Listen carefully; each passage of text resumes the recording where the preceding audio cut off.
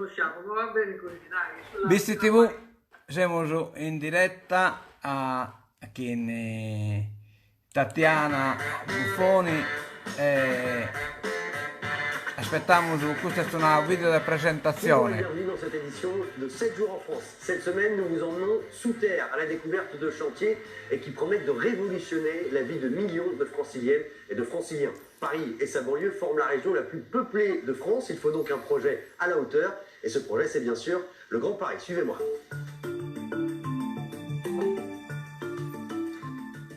Mais tout d'abord, on va essayer de comprendre ce qui se cache derrière cette appellation du Grand Paris. S'agit-il par exemple de la métropole du Grand Paris, des nouvelles lignes de métro du Grand Paris Express? Réponse tout de suite, en image.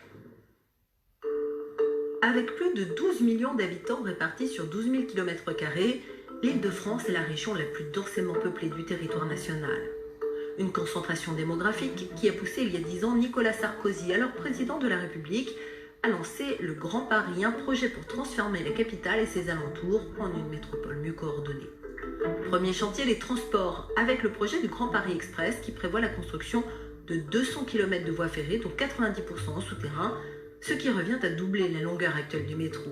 Il s'agit de construire 4 nouvelles lignes et d'en prolonger 2 autres pour permettre aux franciliens de ne pas avoir à traverser Paris quand ce n'est pas nécessaire et réduire leur temps de transport quotidien. L'ensemble sera en service en 2030, mais l'ouverture des 68 nouvelles gares se fera progressivement dès 2019. Le Grand Paris, c'est aussi plus de logements. 55 sites couvrant 90 hectares et situés à proximité des nouvelles gares vont être aménagés. En tout, plus de 14 000 nouveaux logements, des bureaux, des commerces, des zones de loisirs, mais aussi 8 hectares réservés à l'agriculture urbaine. Enfin, le Grand Paris, c'est surtout une nouvelle gouvernance, et c'est là que ça se complique. La métropole du Grand Paris réunit la capitale et 130 communes. C'est une entité nouvelle qui remplace toutes les intercommunalités qui existaient auparavant. Vous avez dit simplification? Pas si sûr, car cette nouvelle métropole est elle-même divisée en 12 établissements publics territoriaux qui s'ajoutent donc aux communes, aux départements et bien sûr à la région, de quoi épaissir encore un peu plus le fameux millefeuille administratif. Bonjour Simon Desboissons. Bonjour. On est ingénieur travaux et là, on est sur le chantier du prolongement de la ligne 4 du métro parisien. Effectivement, c'est un métro qui était entre Porte de Clignancourt et Mairie de Montrouge, donc l'axe nord-sud de Paris. Et on le prolonge d'environ 1,5 km jusqu'aux banlieues de Paris, donc Bagneux et Montrouge. Alors comment procédez-vous pour justement prolonger cette ligne 4? Pour ce tunnel en particulier, on utilise la méthode traditionnelle.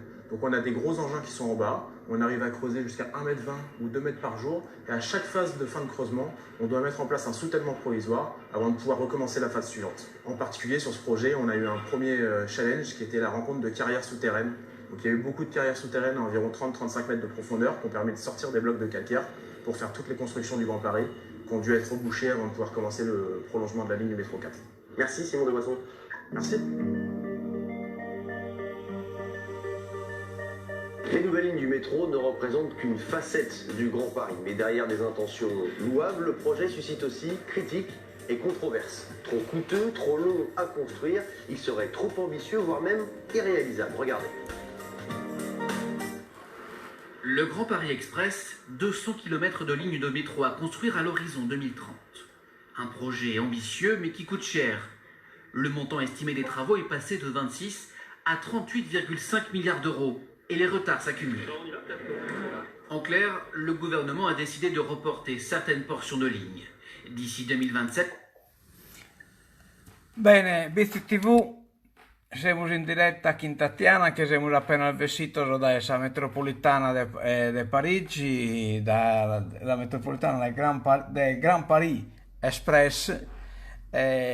Como yo sino que cara a cara a Tatiana chissà questo impiego suo e non è occupata come e le domandiamo tante cose insomma, ma la prima impressione è che le domandiamo che impressione ti ha fatto a essere intro di un progetto di avere una vizichesa, una mente vizichesa, una persona vizichesa intro di questa cosa manna che è stata metropolitana di Parigi, che alla pensare solo che uno si bivirmete proprio, sicuramente ha tanto spiano, sicuramente una rete immensa, eppure in cui batte una bicicletta che si stua, e te non nara statiale, e poi colamo Tutti innanzitutto, Bustiano, sono tutti vitesi, guarda e ti mi saluta e ti fa piacere di fare una bella chiacchierata. Mi ha sempre fatto piacere partecipare a grandi progetti, perché i grandi progetti, a differenza di piccoli progetti, naturalmente hanno tanti soldi a disposizione, quindi si fanno veramente delle belle opere, si lavora con più facilità, si lavora con più soddisfazione. E effettivamente ho sempre pensato, tutte le volte che mi sono trovata in una grande opera, anche fuori e anche lontano dal mio paese, a dire ma guarda un po', che cosa strana partecipare a un così grande progetto, a essere così lontano da casa mia, a fare delle cose veramente impensate, ma impensate anche mentre studiavo, perché chiaramente diciamo, la mia preparazione universitaria sì è stata basata sulla piani, però non potevo mai immaginare, o comunque non era questo quello che io immaginavo mentre studiavo la giornata, di potermi interessare dei materiali da costruzione, di mettere a frutto e mettere in opera le mie conoscenze, sfruttando diciamo quello che avevo studiato. Ecco, certo, arrivare a Parigi, soprattutto, cioè dico arrivare quasi approdare a Parigi, soprattutto alla fine della mia carriera, perché oramai entro quest'anno vado in pensione, mi ritiro, credo di aver diciamo, lavorato come numeri da anni abbastanza, diciamo anche intensamente, per cui sento che è arrivato il momento anche di ritirarmi e un po' scelgo anche di andare via perché ci sono tanti giovani che devono poter entrare anche al posto mio. Ecco, approdare a Parigi, posso dire, è stato il coronamento finale, un po' forse anche trionfale, diciamo, nella mia diciamo, carriera del lavoro, perché Parigi non solo è un lavoro bellissimo, è una metropolitana, quindi tecnologie molto avanzate, materiali molto interessanti e innovativi. Parigi è una città meravigliosa, per cui fuori dal lavoro naturalmente si hanno le opportunità. Io, che a me piace tanto camminare, me la giro in lungo e in largo il sabato e la domenica e spesso anche di sera, visto che già da ora le giornate diventano molto lunghe, per cui fa tardi, fa buio verso le 9:30, 10. Ecco, sono stata molto felice di trovare a Parigi. Certo, una biblioteca a Parigi che lavora alla Gran Parigi dà soddisfazione a me, ecco, mi ha dato tanta soddisfazione questo fatto di poter arrivare a Parigi. Posso soltanto ringraziare la buona sorte, ecco, perché questa è stata anche una fortuna forse essere partita col piede giusto subito dopo la laurea. Aver avuto diciamo, l'opportunità di conoscere persone che mi hanno saputo apprezzare e anche instradare bene, perché nel mio lavoro io ho sempre avuto diciamo, responsabili che mi hanno dato una strada, mi hanno insegnato. Oggi osservo che questi giovani entrano nel lavoro e non c'è nessuno degli anziani, delle persone esperte che gli si dedica, perché tutti devono produrre, avanzare, un po' di gelosia del proprio lavoro, non ci si trattiene a insegnare ai giovani come lavorare, dove riferirsi per apprendere ancora di più, perché l'università naturalmente ti insegna tante cose, però poi l'applicazione sulla realtà delle tue nozioni è totalmente diversa. Soprattutto il mio lavoro è fatto di regole normative europee che in alcuni paesi come l'Italia per esempio si applicano pedissequamente. In Francia sono già un po' più restii a applicare le regole, quindi anche questo se a nessuno gli viene impartito e spiegato è difficile che riesca a farlo da solo. Ma Tatiana, che in questa capitale l'esperienza che hai tu, cioè viene a ti ritirare dai gai e sta a perdere una cosa di valore, insomma, ma insomma, tu hai lavorato in immense imprese, hai sa condotte d'acqua, sei sempre Gilo, Salini e così via. Un bagaglio che non è facile come per un tecnico che si laurea come, che comincia come a si hackere. Cioè, a me mi pare che sia troppo giovane non pone a disposizione, in questo caso non di umanità, questa esperienza, che non mi risulta che va per tantos espertos in miscela del calcestruzzo, del betonite No, e così via. no. A me non risulta questa cosa. Allora, ho lavorato con le più grosse imprese italiane, perché ho lavorato con Cote d'Acqua quando era veramente grande, poi dopo comunque era veramente grande, ho lavorato con Astaldi e adesso lavoro con Salini in Pregilo. Ho lavorato e poi diciamo che nel mio ruolo diciamo siamo in pochi perché è da 40 anni che mi dedico non solo al calcestruzzo, diciamo ai materiali da costruzione, poi applicati alle costruzioni, quindi esco dal mio laboratorio e vado negli impianti per progettare assieme ai laboratori degli impianti queste miscele, testarle, ritestarle, metterle in opera, eventualmente modificarle, seguendo come appunto ci ha spiegato, ciascun paese ha le sue regole, anche se poi più o meno le normative europee tendono a armonizzare tutto. Dunque, nel momento in cui io ho detto che desideravo andarmene in pensione, l'ho detto abbastanza in tempo perché sapevo che da parte di tutti, i miei colleghi, i miei superiori, la mia direzione, ci sarebbe stato, diciamo, quasi una richiesta di procedere col mio lavoro, perché naturalmente lascerò un posto vuoto. Io ho chiesto, ve lo dico in tempo, perché è il mio desiderio andare via. È il mio desiderio perché il tempo passa e gli anni passano, io ho voglia di ritornare a casa, non per stare nel popolare, comunque di frequentare i miei ambienti familiari, i miei amici, la mia famiglia, mia mamma e tutto il resto. Quindi ho proprio desiderio di fare questo in questo momento. Ho chiesto semplicemente affiancatemi una persona affinché questa persona possa poco a poco anche impadronirsi il bagaglio che io di parte del bagaglio che io gli lascio.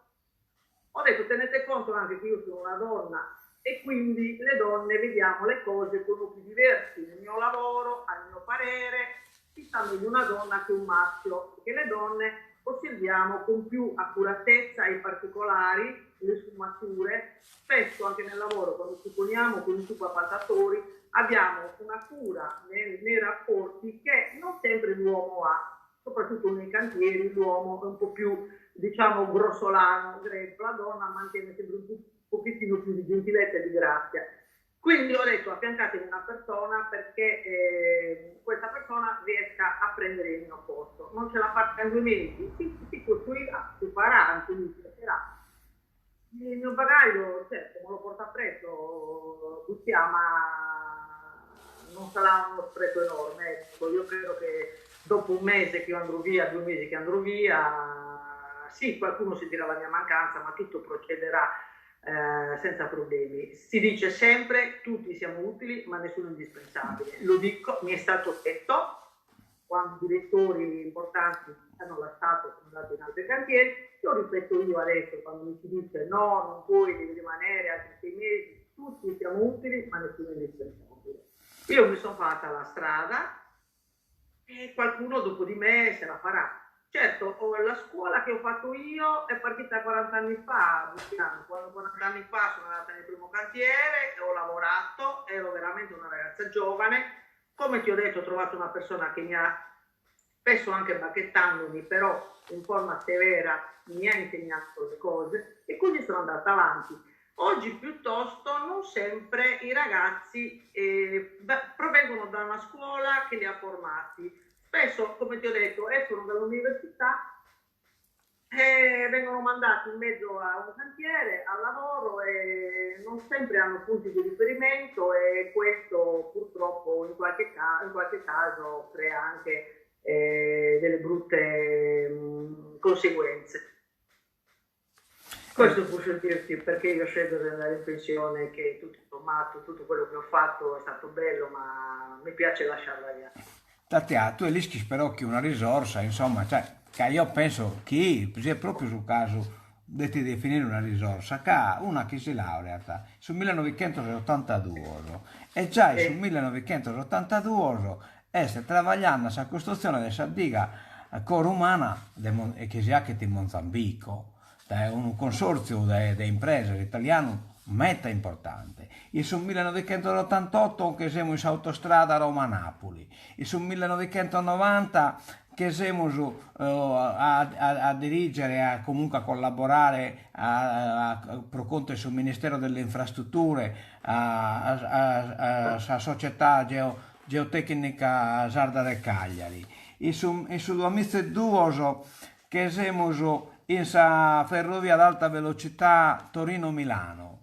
E sul 2009 che siamo in Algeria, in una linea ferroviaria ad alta velocità, e sul 2011 che siamo sul Sultanato dell'Oman, poi in Cina puoi imparare Salimba, e poi sul 2012 che siamo in Genova, posa linea ferroviaria Aviac, terzo valico del Giovi, e comunque siamo in Parigi. Ma tu pensi che questo bagaglio di voi là per attaccare tecnico, andiamo laureato, insomma te sei laureato, questo sono che laurea spari, sono queste poste impare. Allora, Bustia, io ho anche scelto però di andare, perché quando io avevo 24 anni, l'anno della mia laurea, mi è stato proposto di fare questo lavoro in Mozambico e io ero una grande sognatrice di viaggi. Quando ho studiato geologia l'ho scelta sia perché mi piaceva la geologia, ma anche perché conoscendo la geologia avrei potuto girare il mondo riconoscendolo dalle forme. Perché il granito di Sardegna me l'era visto anche nel resto del mondo, il calcare uguale, nella stessa maniera, per cui dovunque un geologo venisse catapultato dalla Namibia alla Svizzera o all'Asia si riconoscerebbe a casa, perché riconoscendo le rocce riconoscerebbe il sottosuolo e quindi non si perderebbe mai. Io ho poi, probabilmente tante persone come me avrebbero potuto fare la mia stessa carriera, ma molti non hanno per questioni familiari, per questioni di carattere, familiari nel senso che magari erano già sposati, avevano figli, avevano un legame fisso, quindi non hanno scelto di mettersi in gioco, non hanno avuto a volte il coraggio, che non mi è mai mancato, e comunque questa voglia di conoscere il mondo che tuttora mi anima. Io tante volte, quando sento che la mia società divertente ha vinto un cantiere in Australia, mi risveglio dicendo però che bello, poi dico no, fermati un attimo perché hai scelto di girarti e basta, non hai più tempo di girare il mondo per lavoro, in più con tutte le volte che inizio un nuovo lavoro c'è anche, se sei all'estero, resettare la mente perché devi parlare un'altra lingua, in questo caso sarebbe l'inglese, se poi l'inglese magari australiano, quindi insomma 1000 problemi. Sì, ho fatto, diciamo che ho avuto la fortuna, la voglia di 40 anni e più lavorare e per questo quando mi è stato proposto qualche cosa di più l'ho sempre accettato, senza scartare quello che avevo, perché poi è stata tutta una continuità. Perché nel mio lavoro si fanno contratti a termine. È vero che tu sei dipendente di Condotte, però Condotte ti fa un contratto che duri, per esempio, per tutta la durata del cantiere di Curumano. Quindi la costruzione di una diga. Nel momento in cui la diga finisce, tu, se non vieni collocata dalla tua società, hai il ben servizio e ti sfruttano. Naturalmente tutte le imprese, almeno fino a un certo punto, hanno assicurato al loro personale che è vero che lavorava per loro, ma allo stesso tempo veniva anche cresciuto da loro, perché l'esperienza che tu vai costruendo una diga, ce l'hai tu che la costruisci, quello che fa una strada non ce l'ha, per cui chi tiene in impiego mentre costruisci una diga, poi punterà a non lasciarsi andare, chiaramente, perché si valida. E questo a me è successo, per cui io sono passato da un cantiere ad un altro, senza soluzione di continuità, perché finiva un cantiere e ne iniziava un altro, finiva un cantiere e ne iniziava un altro, e io venivo sempre spostata dall'uno all'altro. Quando ho lasciato, che sono ritornata in Sardegna, quella è stata proprio una mia scelta, perché già con la Roma-Napoli, dopo il cantiere in Algeria, avevo deciso di ritornare a lavorare in Italia. e avevo avuto quest'ultima opportunità in Sardegna, peraltro a Cagliari, quindi diciamo una città che per noi è capoluogo, ma obiettivamente è una città a livello non dico internazionale, ma nazionale di Cagliari, insomma. Poi quella bellissima che ha il mare, tante persone a me già conosciute, io ho fatto l'università a Cagliari. Quindi quando sono ritornata in Sardegna ed è stata una delle più lunghe mie attività presso la stessa sede, perché io in Sardegna ho lavorato per 13 anni. È stata una bellissima vita, diciamo, una bellissima scelta. Il lavoro era molto molto interessante e ho conosciuto tutti i cantieri di tutta la Sardegna perché all'epoca facevo controlli per un laboratorio che era del Ministero dei Lavori Pubblici, autorizzato dal Ministero dei Lavori Pubblici. E poi finito quel lavoro, il lavoro là non è finito, sono io che ho deciso di andare via un'altra volta dalla Sardegna perché mi è stato proposto la società per la quale ero in Mozambico di fare in un consorzio la linea a velocità. Si trattava di un treno ad alta velocità, i famosi TAV che sono osteggiati da tutti, ma per noi che ci lavoriamo dentro, che chiaramente siamo patiti delle costruzioni, perché per costruzione, mentre per altri un obbrobrio, la costruzione è una creazione, no?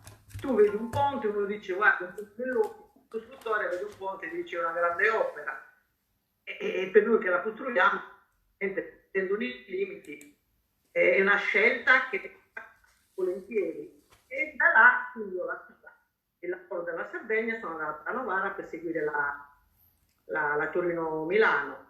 E chiaramente fare un'alta velocità, poi viene chiamata a fare l'alta, perché è stata la Genova-Milano, è stata la Genova-Milano e dalla Genova-Milano eccomi qua. La prima alta velocità però, la seconda alta velocità l'ho fatta via, perché anche la linea Oued-le-Lat, diciamo nella regione di Orano, anche quella era un'alta velocità, è la prima alta velocità in Algeria, ma le tecnologie sono sempre le stesse, sono diciamo i materiali sono gli stessi, peraltro gli algerini hanno appunto le norme europee, le norme francesi europee, quindi si lavora abbastanza in continuità. Il lavoro più bello e più grosso che ho fatto è stata la diga. La diga è stato il mio primo lavoro e chiaramente sono molto affezionata a questo. È stato in Africa, all'epoca c'era la guerriglia in Mozambico, prima che la comunità di Sant'Egidio, anzi io ho vissuto gli anni in cui la comunità di Sant'Egidio tentava di diciamo, risanare le fratture create tra una fazione e l'altra. Ma Mozambico è stato per me un'esperienza bellissima, una vera Africa con gli annessi connessi, perché noi abbiamo patito grossi problemi legati alla guerriglia. Ricordo che i miei due colleghi, un perito minerario e un geologo, sono stati rapiti e uccisi e le loro spoglie sono state trovate 2 mesi dopo, mentre il cantiere dove io lavoravo è stato evacuato.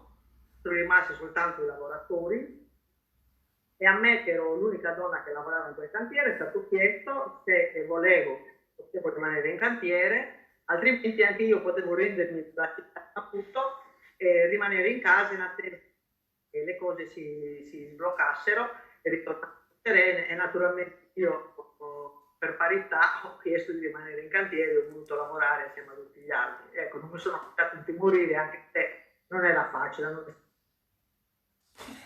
Pensando a questa avventura, si può narrare, che veramente è stata quasi di avventuroso, ma il fatto pensare a un altro vizzichesu che è più o meno collega tuo, ingegnere minerario, Giorgio Asproni. Giorgio Asproni, chiamato Giorgino Asproni, può lo distinguere da suo zio, Giorgio Asproni su politico 1841-1936, non è morto manco da emetta, e che poi si è occupato de minieras e poi a Saine iti vino al mere de esa miniera de Sedda Modizzi, e seppure iti uno che ha tapito ha fatto il giro, so, che più o meno si a anni, certo non fu facile arrivare in Mozambico, ma comunque sia ti sei pure sti stato praticamente in Francia, in Inghilterra, in Belgio, insomma, ha girato tutta l'Europa industriale. E mi venne di spontaneo a bippessare, a costate visti chesi, insomma, che in sta zona del carbone e così via l'hanno dedicato via a piazza, eccetera, eccetera, che abbia un rapporto particolare che sono operaio dessa miniera sua. E, insomma, la poca fitanare questa cosa, però anche dare un riferimento, insomma, ecco, viene già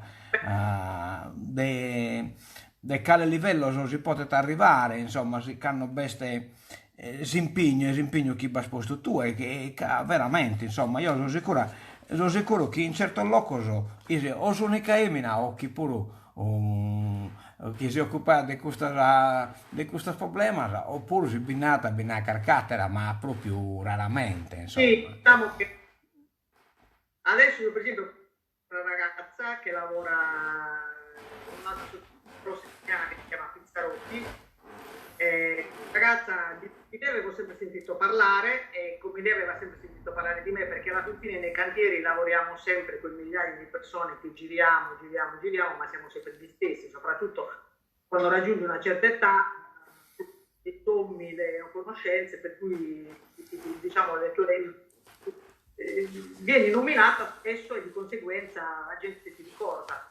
E questa ragazza è nello stesso lavoro, naturalmente è almeno 20 anni meno di me, quindi a lei ancora gli mancano 20 anni da coprire e penso che nei prossimi 20 anni, visto anche la crisi delle costruzioni in Italia, le toccherà probabilmente andare all'estero anche lei a fare altre esperienze. Però ti volevo dire, tu mi hai ricordato questo ingegnere minerario e io volevo dirti che in Mozambico, veramente una cosa particolarissima, si presenta un veterinario perché vicino a noi c'era un'azienda, diciamo un progetto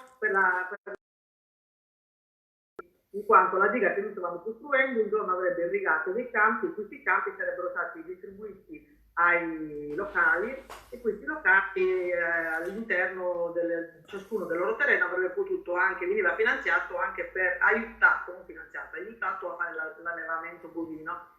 E a un certo punto mi si è presentato una persona che mi diceva ho saputo che qua c'è una geologa sarda, ho detto sì sono io, perché? Dice perché anche io sono sardo, veramente. Di dove è lei? Chiede lui a me. Io dico, io sono di Bitti, un paese della provincia di Nuoro, ma se è sardo lo conosci? No, ma anche io sono di Bitti. Praticamente questo veterinario, che poi io non ho più incontrato perché lui ha fatto un'altra strada, ma credo che sia anche rientrato in Sardegna, è figlio di una mamma, non ricordo bene neanche come si chiami, mi sembra che il cognome sia Piana, ma non sono sicurissima. Non l'ho più incontrato, non ho più saputo niente di lui, ma credo che continui a vivere. Viveva a Alghero. Ah, ma Piana. dallo Kirko come io.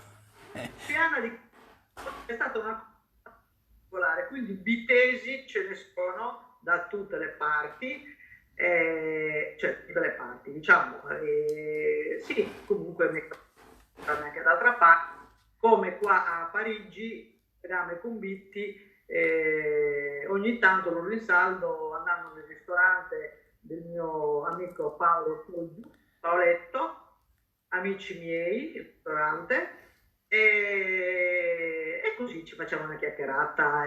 Ho portato nel suo ristorante tante persone non sarde che lavorano con me, ma comunque appassionate della Sardegna perché vengono a fare le vacanze quasi sempre in Sardegna e quindi da Paoletto andiamo a mangiare il pane salitto, le semade, le seatas, la pasta con la bottarga, beviamo il cannonau e scambiamo due chiacchiere così in buona compagnia. Bosakite su Michele, su Ichinate Bosakite con tuo ostro pure in cue. Ascolta, Sì. sei stata pure in Cina, no, che a imparare la lingua, ma hai fatto Allora, qualche travaglio pure in Cina o bisogna andata solo hai reso una panoramica polmanna? allora, de- avevo compagno Paolo, che purtroppo è peccato, vive in Cina. Abbiamo avuto una relazione abbastanza lunga, per cui andavo frequentemente in Cina, però facevo soltanto le ferie, 15, 3 settimane al massimo. Però a quel punto avevo iniziato a studiare il cinese e questo lo facevo a Roma. Scusa, a Novara. Quando stavo a Novara ho fatto la scuola di cinese perché andando in Cina mi ero un po' stufata di andare in giro sempre con l'interprete a fianco o comunque non potevo girare, non potevo andare a fare le spese da sola perché qualunque cosa sarebbe stata una difficoltà in quanto i cinesi ora è tutto cambiato perché da un anno all'altro in Cina cambia tutto, però all'epoca un tassista non parlava inglese, un negozio non trovavi mai nessuno che parlava l'inglese, andavi a comprare, insomma tutto quando si faceva a gesti, se andavo in giro da sola. Allora ho detto, basta, voglio studiare un po' anche il cinese. E a Novara ho fatto la scuola di cinese, la sera andavo presso questa insegnante, eravamo un gruppo di 4 persone e studiavo il cinese. Quando mi sono ritrovata a finire un cantiere e a non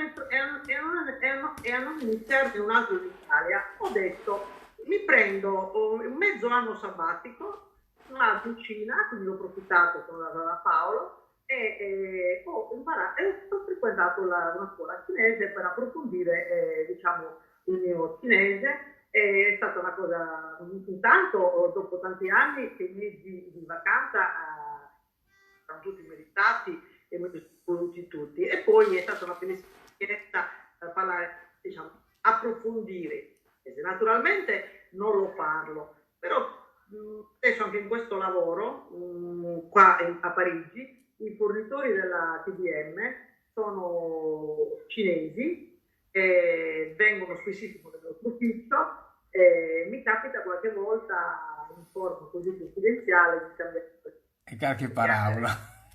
con loro che naturalmente apprezzano tantissimo questo fatto che un europeo parli la lingua o comunque in qualche maniera conosce delle frasi, dei termini cinesi, in quanto per loro non tutti parlano cinese.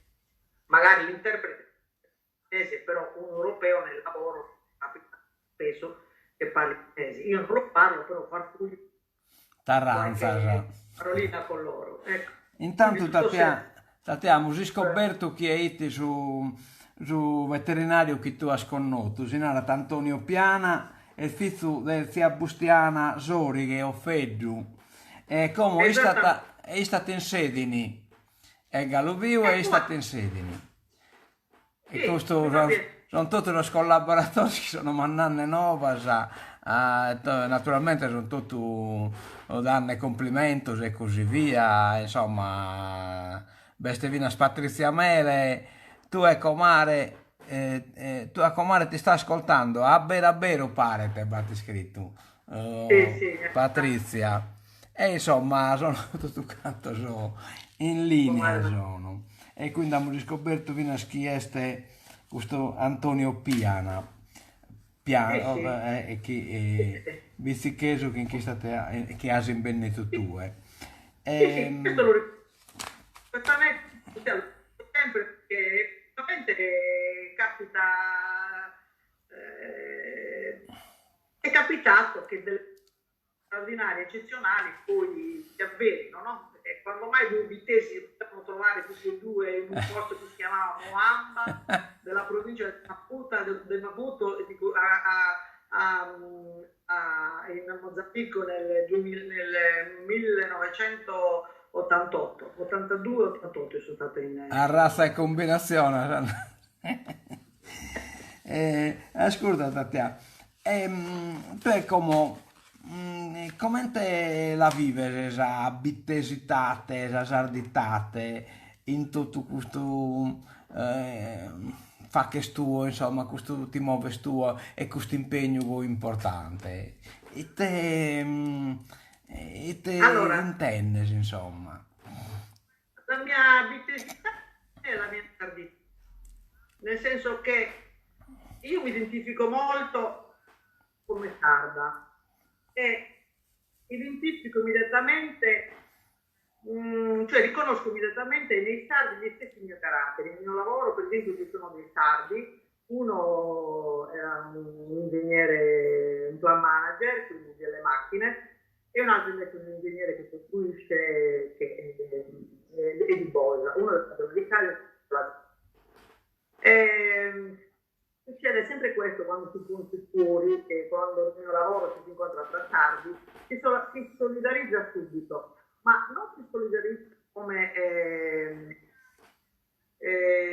non so, mi sembra un po' riduttivo dire si solidarizza, perché comunque ci si dà, diciamo, ci si riconosce quasi come che apparteniamo alla stessa comunità. Noi sappiamo che i sardi sono pochi, che i sardi più o meno sono caratterizzati, secondo me, da una certa onestà, almeno io credo che il sardo sia onesto intellettualmente, onesto tanto nel suo lavoro, non fa mai più il passo più lungo della gamba, se gli chiede aiuto, ti dà aiuto, e non soltanto tra sardi, ma soprattutto tra sardi. Se tu hai bisogno di una cosa, di una, diciamo, in qualsiasi tipo di cortesia, andare a lavoro ma anche fuori dal lavoro, tra di noi, è molto facile, è molto più spontaneo che chiedo al mio collega sardo di venire a dare una mano, piuttosto che comunque sono disponibili, non c'è mai stato nessun problema. Il sardo per me, io almeno mi sento sarda quando affermo una cosa e dico non la devo neanche mettere più di scritto. Se io ti sto dicendo che dentro dopodomani ti finisco questo lavoro, te lo consegno, tu non mi devi neanche chiedendo una mia conferma, perché io nel momento in cui ti sto guardando, ti sto assicurando che te lo do, perché appunto siamo molto pragmatici, non facciamo mai almeno io non faccio mai il passo più lungo della gamba, e onestamente se una cosa non la posso fare, non la prometto, ma anche se non ritengo che quello che ti stia dicendo sia giusto, io ribatto, non ti contraddico, ma ti dico che secondo me le cose tu hai scelto di fare, secondo me non sono fatte bene, ti spiego. Questo secondo me è caratteristico, credo, ma non so, forse mi sbaglio, ma è molto caratteristico dei sardi. Almeno io ho trovato sempre i sardi nel lavoro molto determinati, molto impegnati nel lavoro, sempre. E mi ha fatto molto piacere sentire anche altre persone che non penso me lo dicessero per piaggeria, ma mi hanno sempre detto, chi ha lavorato in Sardegna, chi ha avuto delle squadre di sardi, perché sono squadre di sardi dei lavori in galleria, e sono squadre intere fatte di sardi, mi ha sempre detto, io con i sardi ho sempre avuto un ottimo rapporto professionale, hanno sempre lavorato bene, onestamente, hanno sempre dato aiuto non so, a recuperare ritardi che si erano venuti a creare per altri motivi nei cantieri, e sono sempre state persone molto solide, sicure, di fiducia, ecco. E questo non hanno detto i sardi, però poi io effettivamente, ripensando a quello che mi è sempre stato detto, ho detto questa è l'impressione che noi diamo agli altri, e questa è effettivamente l'impressione che anche io ho lavorando e avendo rapporti di lavoro con tutti. Bittese, lo so, ma a volte la barba. Dico sempre che i nuoresi siamo barrosi, e quindi scherzavo quando ero a Cagliari, e continuo a scherzare anche ora, capisco che cosa vuol dire il termine barra, però dico che effettivamente riconosco che è molto semplice.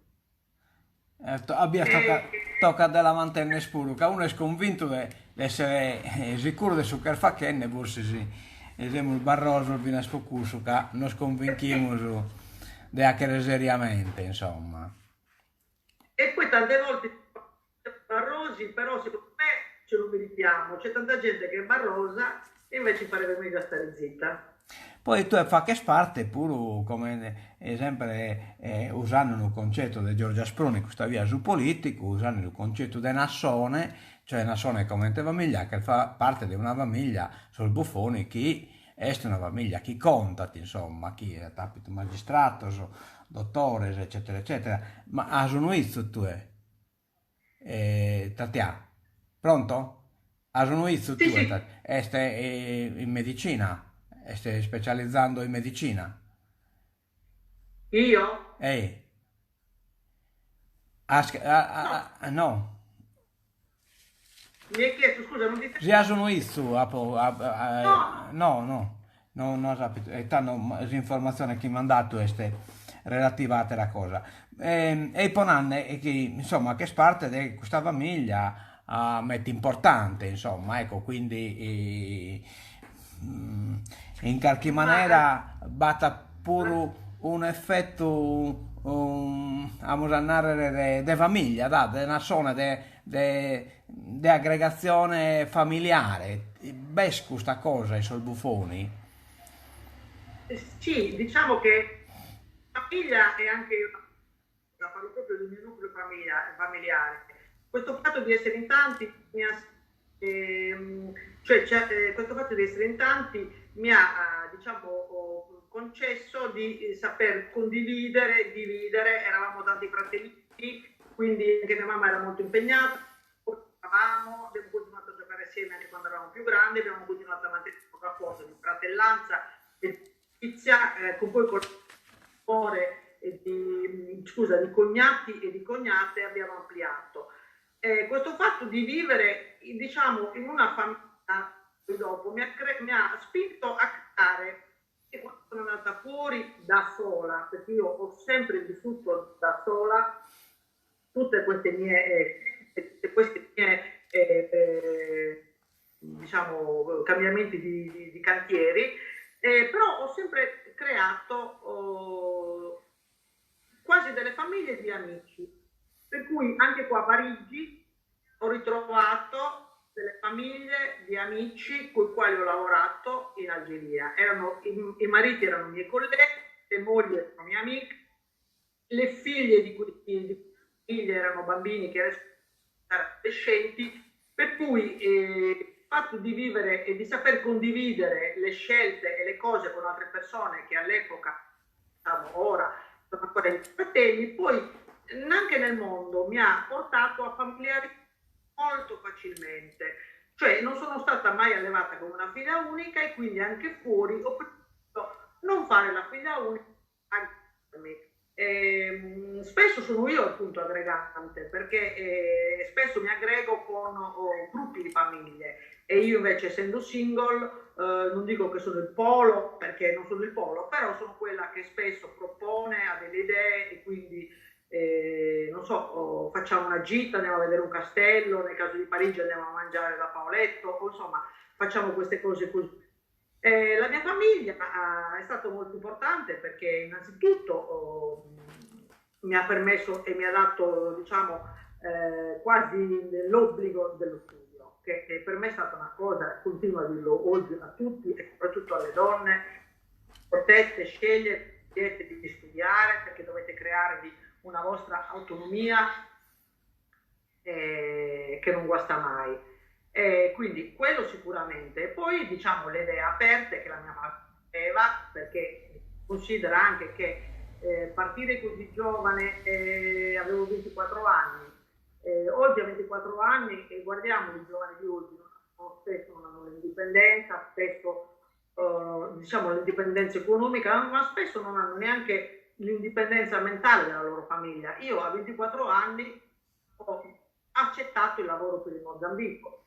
Chiaramente la mia famiglia è rimasta tutta lontananza di me da casa loro, però hanno saputo anche loro, i miei genitori, diciamo, poi compiacersi e godere del fatto che per me è stata una scelta felice, perché se non l'avessi fatta oggi mi mancherebbe tantissimo quella prima esperienza che ho avuto, che è stata importantissima in Africa e mi ha aperto gli orizzonti, perché io dico sempre non sono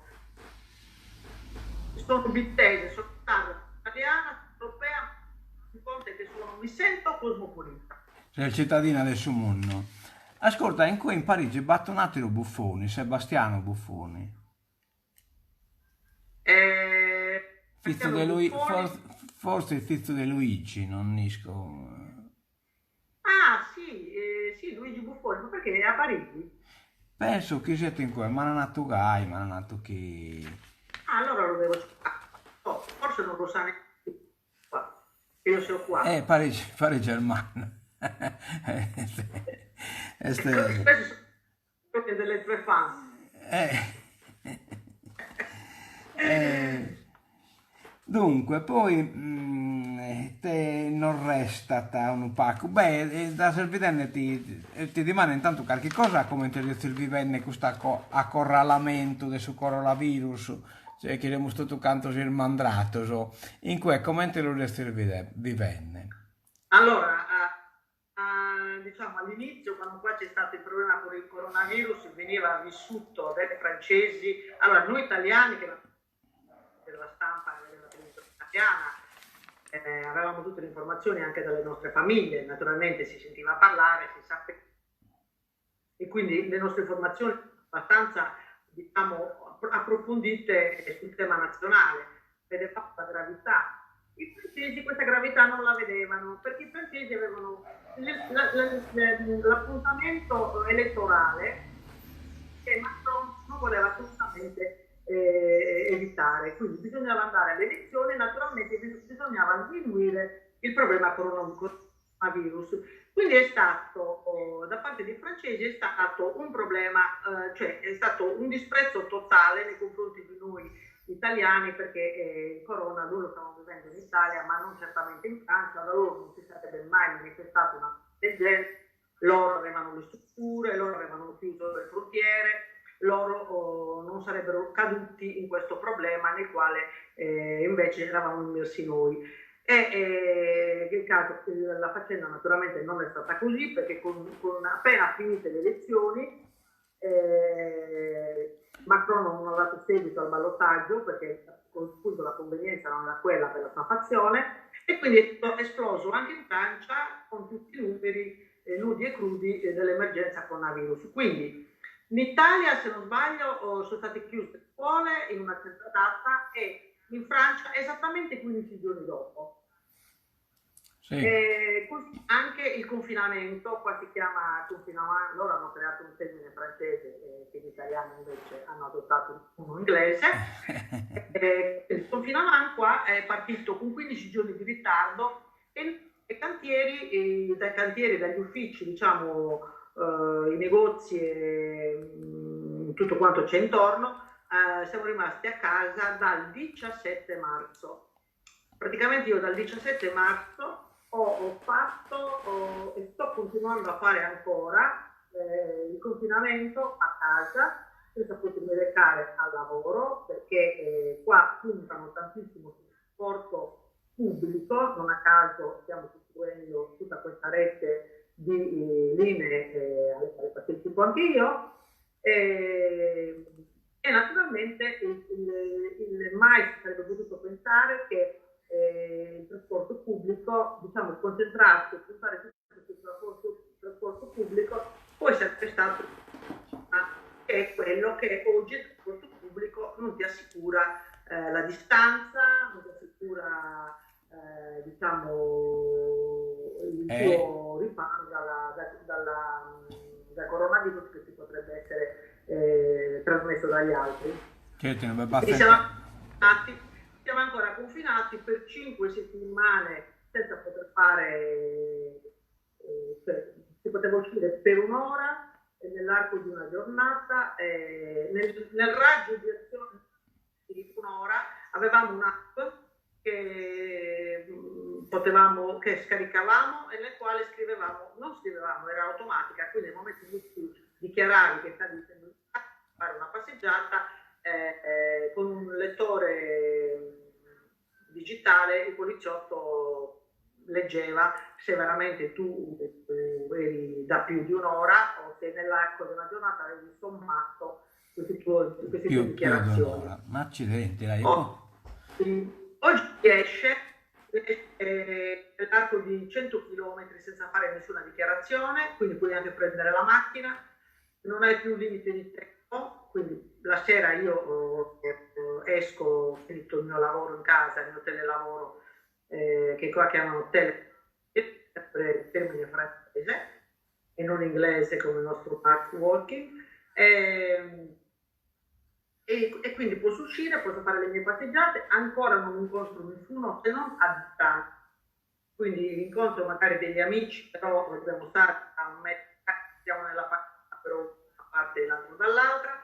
I negozi sono quasi tutti chiusi, hanno come da noi le farmacie, le drogherie, i tabacchi sono aperti e i ristoranti sono ancora chiusi, hanno aperto soltanto i locali che vendono a scorta.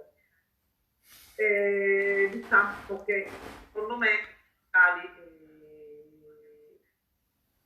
un minimo di ripresa ce l'hanno. Io aspetto quando passeggio della gente che aspetta di portare via il loro cibo, lo ordinano online e poi si presentano allo sportello e ritirano. Questo sabato hanno aperto, ieri ho visto che c'erano i preparativi, un grande mercato che c'è all'Es Invalides, io sto nella zona dell'Es Invalides, al 15° arrondissement, è un grande mercato veramente molto molto bello di cibi, frutta e verdura locale.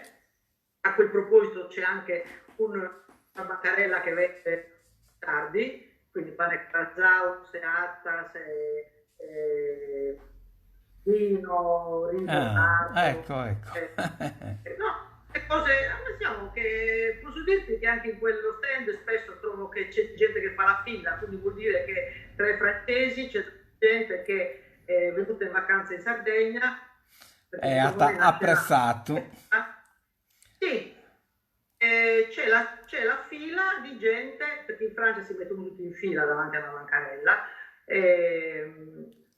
che aspettano evidentemente di comprare quello che magari in Sardegna hanno approfittato, anche i saluti, ad esempio il formaggio pecorino, che in Francia è abbastanza, francesi tendono a fare formaggi molli, là vendono il formaggio pecorino, vendono la fregola sarda, vendono